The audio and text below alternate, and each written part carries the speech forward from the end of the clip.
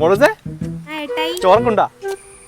ആ എന്റെ പൊന്നെ ഇന്ന പൊന്നു മോളൂസ് ഇന്നലെ വന്നപ്പോ ഉണ്ടല്ലോ അച്ഛൻ വന്നപ്പോ 12 മണി 12:30 കഴിഞ്ഞു. അതാ മോൾസ് വിളിക്കാത്ത. അല്ല ഞാൻ വിളിക്കാണ്ടിരിക്കുവോ? ഇന്നെനിക്ക് ഉറക്കാനൊന്നും പറ്റിയിട്ടില്ല മോൾസ് വിളിക്കാൻ പറ്റാത്തതുകൊണ്ട്. എന്റെ കൂട്ടുകാരനാണ് അവിടെ. പുള്ളി വലിയ മിമിക്രിക്കാരനാ. കോളേജിലൊക്കെ ഫസ്റ്റ് അടിച്ചിട്ടുണ്ട്. മോൾസ് കേൾക്കണം, ചായ കേൾപ്പിക്കും. മോൾസ് ഒരു മിമിക്രി കാണിച്ചു കൊടുത്തേ. ഓടായിരുന്നു.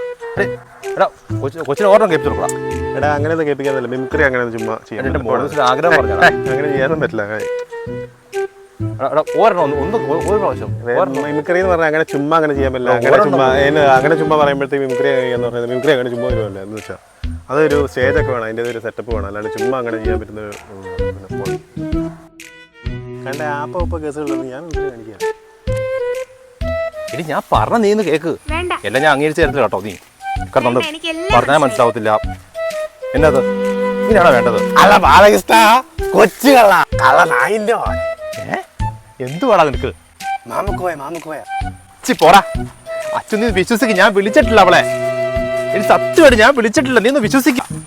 എന്റെ അമ്മോ, നീയും ആ ശാന്തിയായിട്ട് എന്താണ് ബന്ധം? എന്റെ പൊന്നച്ചു ഒന്ന് വിശ്വസിക്കുന്നേ. ഇച്ചാൻ അങ്ങനെ ചെയ്യുവോ? ആരായി ആതിര?